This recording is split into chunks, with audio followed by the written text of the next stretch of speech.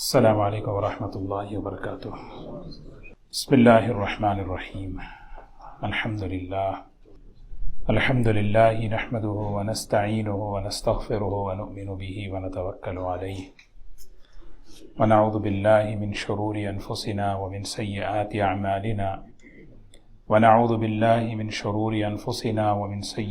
اعمالنا من يهده الله فلا مضل له ومن يضلله فلا هادي له ونشهد أن لا إله إلا الله وحده لا شريك له ونشهد أن سيدنا وحبيبنا ونبينا مولانا محمدا عبده ورسوله صلى الله تبارك وتعالى عليه وسلم، أما بعد فأعوذ بالله من الشيطان الرجيم، بسم الله الرحمن الرحيم، إنما المؤمنون إخوة فأصلحوا بين أخويكم واتقوا الله لعلكم ترحمون، صدق الله العظيم۔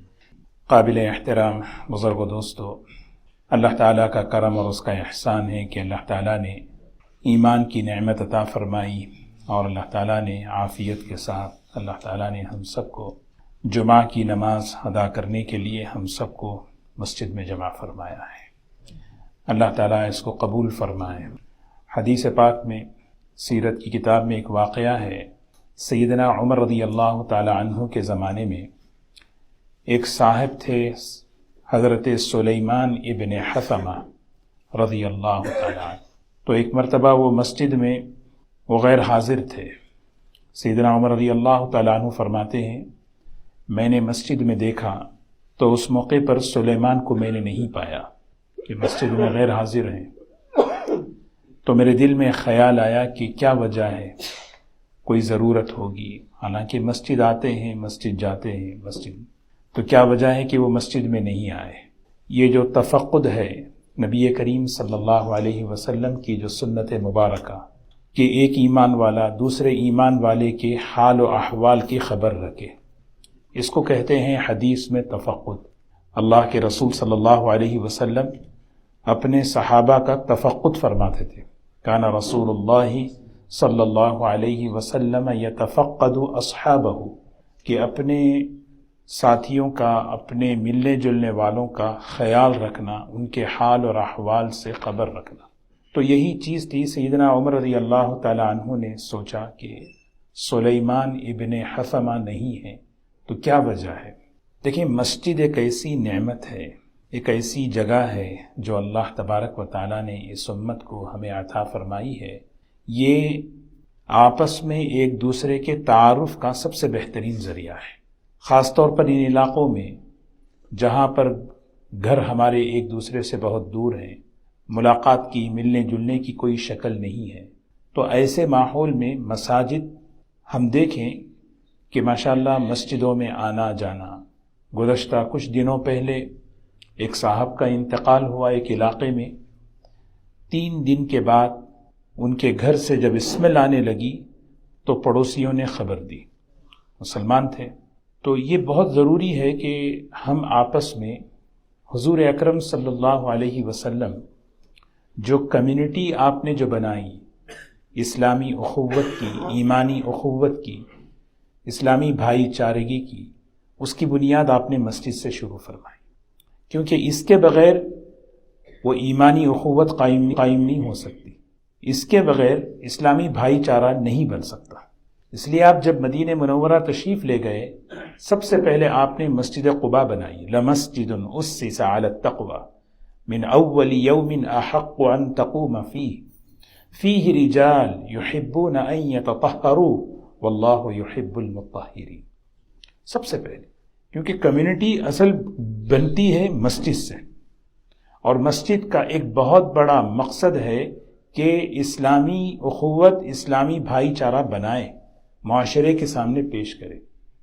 دنیا کے سامنے ایک اسلامی معاشرہ پیش کرنا ہے، اس کی بنیاد یہ ہے۔ اور جب حضور صلی اللہ علیہ وسلم مدینہ منورہ تشریف لائے قباء سے نکل کر، اور وہاں آپ نے سب سے پہلے آپ نے مسجد نبوی بنائی۔ تو یہ آپ کی اگر سیرت اگر ہم دیکھیں تو ہمیں اس بات کا یہ سبق ملتا ہے، اور ہمیں اپنی زندگیوں میں اس کا اہتمام ہمیں کرنا ہے کہ ایک کمیونٹی جو انما المؤمنون اخوہ کا نمونہ بنے، مثل المؤمنین فی توادہم وتعاطفہم وتراحمہم، ایمان والے آپس میں جڑے ہوئے ہوں، ایمان والے آپس میں ایک دوسرے سے جو ہے آپس میں ملے ہوئے ہوں، ایک عمارت کی طرح، ایک جسم کی طرح. یعنی یہ اسی وقت ہو سکتا ہے جب اس علاقے میں مسجد ہو اور اس کا تعلق مسجد سے ہو. اسی لیے اللہ کے رسول صلی اللہ علیہ وسلم نے مسجد سے تعلق جوڑنے کے فضائل بتایا کہ ایک مومن کا تعلق مسجد سے ہو، ایک مومن کے دل میں مسجد سے محبت ہو. محبت جس کا درجہ ہے، کیونکہ اللہ کا گھر ہے. اللہ سے محبت، اللہ کے گھر سے محبت، اللہ سے محبت، اللہ کے گھر سے محبت. جب آدمی کے دل میں اللہ کی محبت ہوتی ہے، اللہ کے، اسی لیے حدیث میں فرمایا احب البلاد الی اللہ، اللہ تعالیٰ کو سب سے زیادہ محبت والا جو شہر، محبت والا جو زمین کا حصہ ہے وہ کون سا ہے؟ ایک یہودی عالم نے سوال کیا، کون سی جگہ اللہ کو سب سے زیادہ پسند ہے؟ حضور اکرم صلی اللہ علیہ وسلم خاموش رہ گئے، جواب نہیں دیا. جبرائیل علیہ السلام سے پوچھا. جبرائیل علیہ السلام اللہ تعالیٰ کی بارگاہ میں تشریف لے گئے اور وہاں سے جواب لے کر جب تشریف لائے، فرمایا رسول اللہ صلی اللہ علیہ وسلم، اللہ تعالیٰ سے کئی سوالوں کا جواب میں نے حاصل کیا، لیکن یہ جواب جب اللہ تعالیٰ نے مجھے عطا فرمایا تو اللہ تعالیٰ نے مجھے اتنا قرب عطا فرمایا. اللہ تعالیٰ کا قرب، جواب دینے سے پہلے اللہ اپنا قرب دے رہے. فرمایا میرے اور اللہ کے درمیان 70,000 نور کے پردے باقی تھے. بس اتنا اللہ نے مجھے قریب اپنا قرب عطا فرما کر پھر فرمایا جبرائیل کہہ دیجئے نبی کریم صلی اللہ علیہ وسلم سے کہ احب البلاد الی اللہ مساجدها، اللہ تعالیٰ کو سب سے زیادہ پسندیدہ جو جگہ ہے وہ اللہ کا گھر مسجد ہے. ٹھیک ہے نا؟ جواب اہمیت بتانے کے لیے، عظمت بتانے کے لیے، سب سے زیادہ محبت پسندیدہ جگہ اللہ کو اگر کوئی ہے تو وہ ہے اللہ کا گھر. اللہ، حضور اکرم صلی اللہ علیہ وسلم کی بے شمار حدیثیں ہیں. ایک مسلمان کا، ایک ایمان والے کا دل سے تعلق اللہ کے گھر سے ہو، اس کا رشتہ اللہ کے گھر سے ہو، اس کا ربط ہو کہ میری زندگی کا ربط، میری زندگی کا جوڑ، میری زندگی کا تعلق اللہ کے گھر سے ہو. اسی لیے حدیث میں ہے کہ وَرَجُلٌ قَلْبَهُ مُعَلَّقٌ بِالْمَسْجِدِ، یہ وہ خوش نصیب ہے، یہ وہ انسان جس کو اللہ تعالیٰ عزت عطا فرماتے ہیں عرش کے میدان میں، جس کا دل مسجد میں اٹکا رہے، جڑا رہے. یہ اللہ کا شکر ادا کریں دوستو. ایمان کا معیار ہوتا نا کہ بھی ایمان کا معیار کیا ہے. حضور اکرم صلی اللہ علیہ وسلم نے فرمایا جانتے ہو ایمان کا معیار کیا ہے؟ ایمان کا معیار یہ ہے کہ ایمان والے کا تعلق مسجد سے ہو، یہ اس کے مومن ہونے کا معیار ہے. اور پھر دلیل آپ نے قرآن پاک کی آیت سے دی، انما یعمر مساجد اللہ من آمن باللہ. مومن ہی ہے، وہ ایمان والا ہی ہو سکتا ہے جو مسجد سے محبت اور تعلق اور جوڑ رکھتا ہے، ورنہ تو جس کے دل میں ایمان کمزور ہے وہ مسجد سے تعلق نہیں رکھ سکتا. ایمان کا معیار، عزت کا معیار، شرافت کا معیار، کہ سب سے زیادہ عزت والا کون ہے، سب سے زیادہ نیک شریف کون ہے؟ سیدنا علی رضی اللہ تعالیٰ عنہ فرماتے ہیں جس کے اندر 3 خوبیاں ہیں وہ معاشرے میں سب سے معزز ہے، سب سے یہ معیار ہے. آج معیار بدل چکے ہیں، لیکن ہم صحابہ اکرام حضور صلی اللہ علیہ وسلم کے زمانے میں یہ معیار ہوا کرتا تھا. فرمایا 3 علامتیں اگر کسی میں ہوں، قرآن پاک کی تلاوت کا اہتمام کرنے والا، اللہ کے کلام کی تلاوت کرنے والا، اور آپس میں ایک دوسرے کو دین میں خیر کے کاموں میں سپورٹ کرنے والا، معاون اور مددگار. اور تیسری چیز فرمایا وہ شخص جو مسجد کو آباد کرنے والا، مسجد آنے والا. فرمایا جو کون ہے مسجد کو آنے والا، اس کا معیار ہے کہ بہت عزت والا آدمی، بہت ہی معزز آدمی ہے. اللہ ہمیں تعلق نصیب فرمائے. آپ اگر دیکھیں، سوچیں، انبیاء علیہ السلام کی سیرت، صحابہ کی زندگیاں، ہمارے اسلاف کی زندگیاں اگر ہم دیکھیں، ان کی زندگیوں میں مسجد سے جو تعلق اور محبت ان کی زندگیوں میں ہوا کیونکہ اس کے بغیر معاشرہ، اس کے بغیر کمیونٹی نہیں بن سکتی، اس کے بغیر نہیں بن سکتی. جب بیت اللہ کا نام لیتے ہیں تو کون؟ حضرت ابراہیم علیہ السلام یاد آتے ہیں. انہوں نے ایک جملے میں ایک بڑا زبردست پیغام امت کو دے دیا. جب انہوں نے اپنے بیٹے اور اپنی بیوی کو وہاں چھوڑا، انہوں نے اللہ سے جو دعائیں مانگی، اس دعا میں ایک دعا یہ مانگی، ربنا انی اسکنت من ذریتی بواد غیر ذی زرع عند بیتک المحرم، اے اللہ میں نے بسایا ہے، میں اپنے بیٹے اور اپنے بیٹے کو اور اپنی بیوی کو بسایا ہے۔ کہاں بسایا؟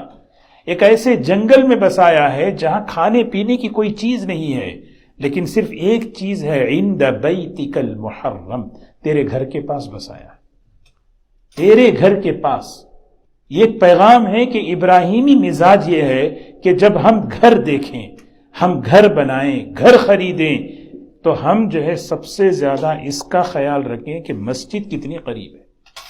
اپنے اور اپنی نسلوں کے ایمان کی حفاظت، اپنے اور اپنے نسلوں کے دین کی حفاظت کا ایک بہت بڑا ذریعہ ہے کہ مسجد سے ہمارا تعلق۔ یہ حضرت ابراہیم علیہ السلام یہ جملہ بتا رہے ہیں۔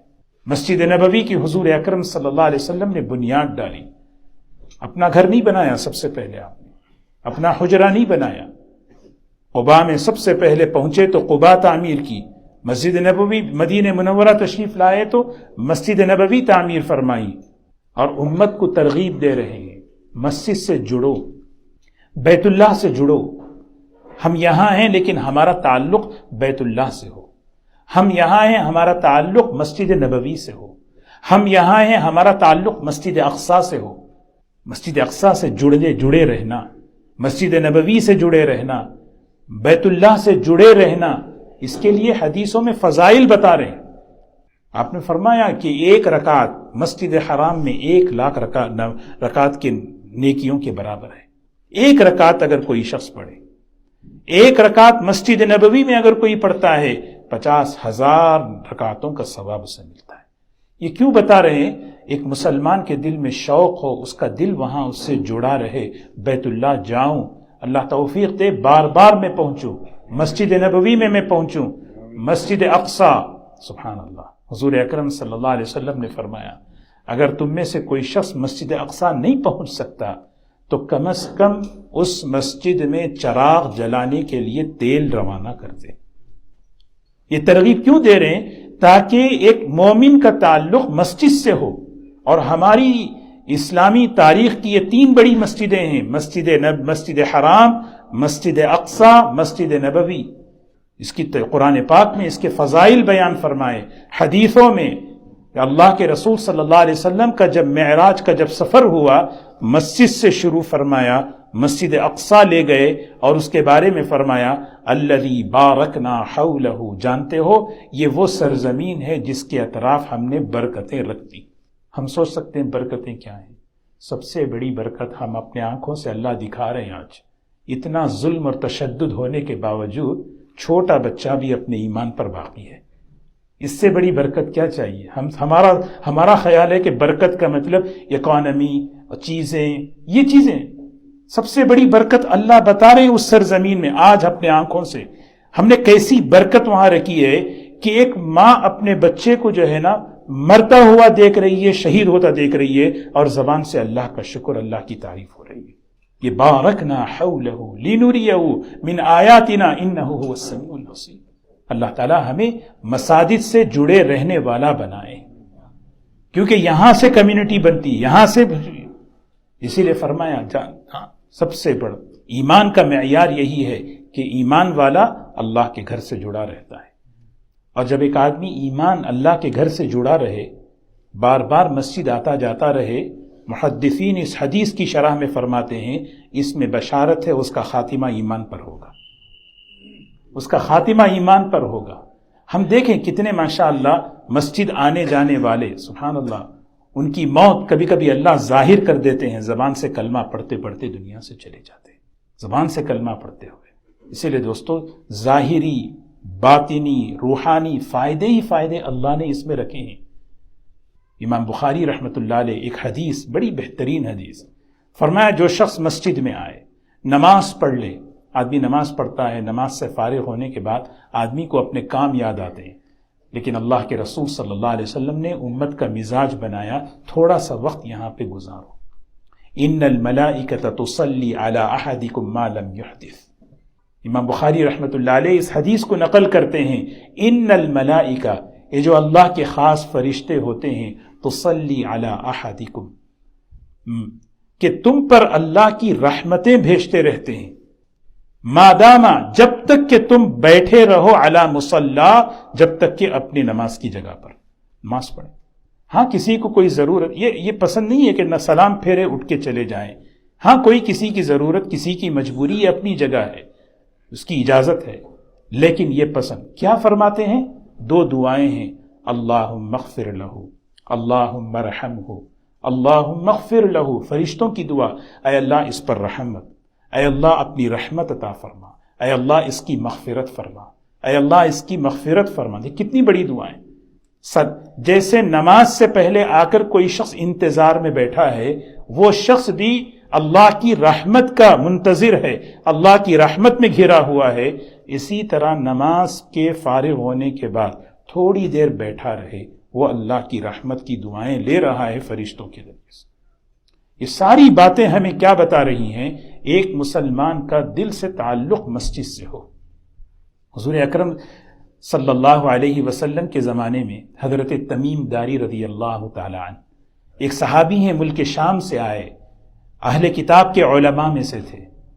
وہ اسلام لانے کے لیے جب مسجد نبوی میں داخل ہوئے، وہ کہتے ہیں کہ میں نے حضور اکرم صلی اللہ علیہ وسلم کو جیسے ہی دیکھا، میرے دل میں اسلام داخل ہو گیا، یہ چہرہ جھوٹے کا نہیں ہو سکتا، میں نے اسلام قبول کر لیا۔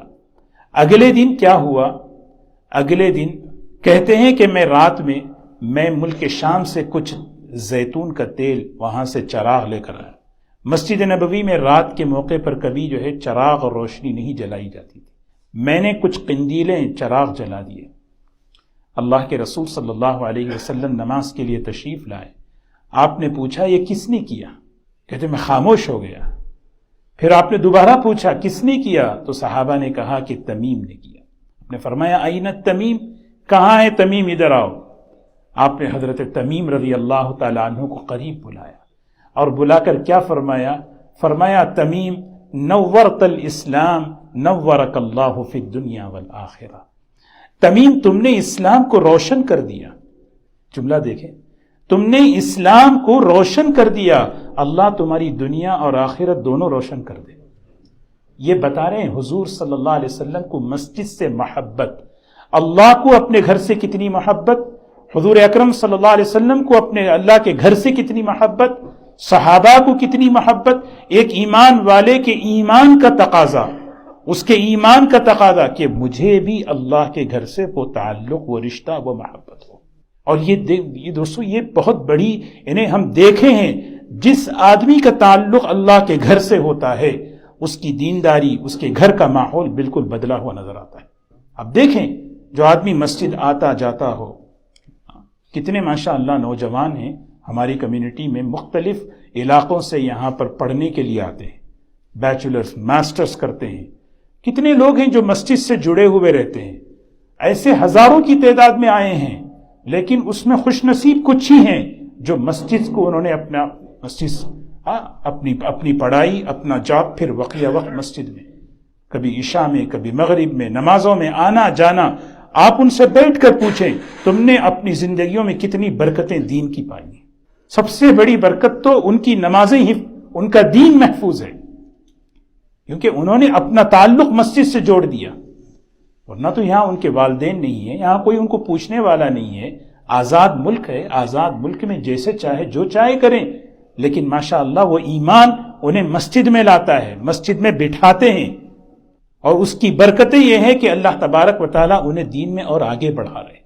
اور ایک آدمی ہے جس کا مسجد سے کوئی تعلق نہیں ہے، مسجد سے تعلق نہیں ہے، اس کی زندگی میں، اس کی زندگی دیکھیں، اس کے گھر کا ماں، ایک حدیث ہے من تطہر من بیتی، سبحان اللہ، کوئی شخص وضو کرے اپنے گھر سے، مسجد کو نکلے، مسجد میں وضو کی جگہ ہے، ایک ضرورت کے لیے بنائی گئی ہے، ہاں کسی کو ضرورت ہو تو، لیکن اصل مزاج دیکھیں حضور صلی اللہ علیہ وسلم امت کا بنا رہے، من تطہر من بیتہ، کوئی شخص وضو کرے اپنے گھر میں اور گھر سے نکلے مسجد کی طرف، محدثین فرماتے ہیں اس میں اشارہ ہے اس بات کا کہ گھروں میں ماحول بناؤ، چھوٹے چھوٹے بچے نماز کے وقت میں تمہیں دیکھیں کہ میرے والد وضو بنا رہے ہیں، اور یہ دیکھ کر ان کا مزاج بنے گا وضو کا، نماز کا، اور اس پر اجر کیا ہے؟ وہ ایسا ہے گویا اپنے گھر سے احرام باندھ کر بیت اللہ کو جائے۔ ترکی سے احرام باندھ کر جانا کتنا مشکل ہوتا ہے، آدمی مسئلہ پوچھتا ہے تھوڑا جدہ میں باندھ لیں یا ایسا کر لیں ایسا کر لیں۔ کتنی بڑی فضیلت ہے، گھر سے احرام باندھ کر نیت کر کے کوئی شخص حج کے لیے جا رہا ہے، وہ مقام اللہ اس شخص کو دے رہے ہیں جو شخص اپنے گھر سے وضو کرتا ہے اور وضو کر کے نکلتا ہے مسجد کی طرف، اس کے گناہ معاف، اس کی نیکیاں۔ لیکن سب سے بڑی چیز محدثین نے اس حدیث سے یہ سبق ہمیں دیا، جب تم اپنے گھر کے اندر وضو کا ماحول قائم، نماز کے وقت میں وضو، نماز کے وقت میں وضو، یہ بچیاں بچے گھر کے اندر، بھئی نماز کا ٹائم، نماز کا وقت ہے، گویا ہمارے گھر کا تعلق مسجد سے ہو رہا ہے۔ یہ چیز ہمیں سوچنے کی ہے۔ اللہ تعالیٰ ہمیں اس کا فہم نصیب فرمائے، اللہ تعالیٰ ہمیں اس کی توفیق ہمیں عطا فرمائے۔ دوستو ہاں، یہ بہت بڑی نعمت ہے۔ بلکہ آپ دیکھیں ماشاءاللہ، آپ حضرات سفر کرتے ہیں، کتنے علاقے ایسے ہیں جہاں مسجد نہیں ہے۔ مسجد نہیں ہے تو ان علاقوں کا ماحول ہی کچھ اور ہے، ان علاقوں کا ماحول ہی کچھ اور ہے۔ اور جن علاقوں میں مساجد، ماشاءاللہ اللہ کا بہت بڑا کرم ہے، اس ملک کے اندر بعض علاقے ایسے ہیں چھوٹے چھوٹے شہروں کے اندر کثرت سے مسجدیں ہیں۔ یہ اللہ کی بڑی نعمت ہے، اس کی شکر گزاری، اس کی قدردانی کیا ہے؟ میرا تعلق مسجد سے ہو۔ ہم جہاں بیٹھے ہیں، جس وقت یہ عمارت بنی، بنانے والا کس نیت سے بنایا؟ آپ سوچیں، بنانے والا، پرانے حضرات یہاں جانتے ہیں کہ یہ عمارت یہاں پہلے ہوا کیا کرتا تھا، یہاں کیا ہوتا تھا پہلے؟ بال بنائے جاتے تھے، باربر کی ٹریننگ ہوا کرتی تھی۔ سوچیں، جب اس شخص نے یہ بنایا عمارت لیکن اللہ عالم الغیب ہیں، اللہ جانتا تھا یہ جگہ آگے چل کر اللہ کا گھر بننے والا ہے۔ اللہ جانتا تھا، نہیں جانتا تھا؟ یہ اللہ کو نہیں معلوم تھا؟ اللہ کا علم کامل ہے، اللہ جانتے تھے یہ گھر، یہ جو بنایا جا رہا ہے، اب تو یہ بنانے والا کسی اور مقصد کے لیے بنا رہا ہے، لیکن اللہ اس بات کو اچھی طرح جانتے ہیں کہ یہ فلاں سال کے بعد سے یہ اللہ کا گھر بنے گا، یہاں نماز، یہاں تلاوت، دعائیں، یہاں پر قرآن، یہ چیز زندہ ہوگی۔ اللہ کا علم کامل ہے۔ زکریا مسجد ہے، بنایا کسی اور مقصد کے لیے اس عمارت کو بنانے والے نے، لیکن اللہ تبارک و تعالی، یہ اللہ نے ہمیں نعمت دی ہے، یہ نعمت ہے اللہ کی طرف سے۔ وہ نعمت کیا ہے؟ مسجد کو مسجد باقی رکھنا۔ مسجد کی جو بڑی برکتیں ہیں، اس کی صرف ایک بات میں نے آج عرض کی ہے۔ مسجد کی ایک بڑی برکت یہ ہے کہ ہمارے درمیان اخوت، بھائی چارگی، محبت آتی ہے جب مسجد ہو۔ سمجھ رہے؟ مسجد ہو، یہ بہت بڑی چیز ہے۔ ان المساجد للہ، کیا مطلب ہے؟ مسجدیں اللہ کے حکم کے تحت چلیں گی، اللہ کی منشا کو سامنے رکھ کے چلیں گی، نہیں ان کی رعایت، نہیں ان کو خوش کرنا ہے، ان کو خوش کرنا ہے۔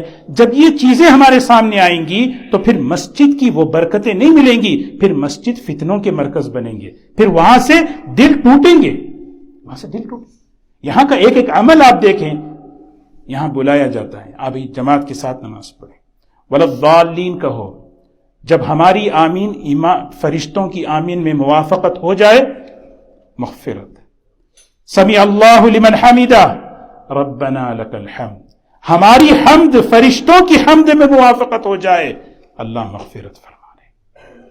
جب ہم سلام پھیریں گے، ہمیں یہ سکھایا گیا نیت کرو، ایک فرشتوں کا ایک بڑا مجمع اس طرف ہے، اور اس طرف سلام کرو تو نیت کرو فرشتوں کا ایک بڑا مجمع اس طرف ہے، السلام علیکم ورحمۃ اللہ، السلام علیکم ورحمۃ۔ یہ فرشتوں کا مرکز ہے، روحانیت کا مرکز ہے، ایمان کا مرکز ہے۔ اس کو اللہ قرآن میں کہہ رہے ہیں ان المساجد للہ، اس کی قدر کرو۔ یہاں سے اپنا ایمان، اپنا تقوی، اپنی محبت، اپنی اخوت، اپنی بھائی چارگی یہاں سے بننی چاہیے، اور جب تک مسجد رہے گی انشاءاللہ اللہ تبارک و تعالی وہ برکتیں ہمیں دیتے رہیں گے، یہ قدردانی ہوگی۔ آج تو جو ہے ماشاءاللہ مسلمان، اللہ تعالیٰ ان کو توفیق دے رہا ہے، وہ خرید رہے ہیں، لیکن جب مسلمان اس مسجد کی قدر کر لیں گے نا، ایک وقت ایسا آئے گا کہ دنیا کے ادارے والے چابیاں خود دیں گے، اس کو مسجد بناؤ. یہ حدیث ہے. حضور اکرم صلی اللہ علیہ وسلم ایک سفر سے واپس آئے. حضرت فاطمہ رضی اللہ تعالیٰ عنہ کہتی ہیں کہ میں نے اپنے ابا جان کو دیکھا کہ آپ کا چہرہ دھول سے غبار آلود ہو چکا ہے، سفر کی وجہ سے کپڑے میلے ہو چکے ہیں. میں نے اپنے ابا کو دیکھ کر اپنے آنکھوں سے آنسو آ گئے. میں پوچھا فاطمہ کیوں روتی ہے؟ فرمایا ابا جان آپ کی جو حالت ہے، دھول سے کپڑے، چہرہ غبار آلود. فرمایا بیٹی مت رو مت رو، یہ مدینے کا واقعہ ہے. ایسے ہی واقعہ مکے کا حضرت زینب رضی اللہ عنہ کے ساتھ. فرمایا بیٹی مت رو، خوشخبری سناتا ہوں، ایک وقت اللہ ایسا لائیں گے تمہارے ابا کا دین ہر چھوٹے پکے گھر میں داخل ہو کر رہے گا. ہوگا، یہ اللہ کا نظام ہے، یہ بشرطے کہ ہم اس کی قدر کریں. تو الحمدللہ اللہ نے یہ نعمت عطا فرمائی ہے، ہم اس کو اپنی محبت کا، اپنی اخوت کا اس کو ذریعہ بنائیں. اللہ تعالی ہمیں عمل کی توفیق نصیب فرمائے.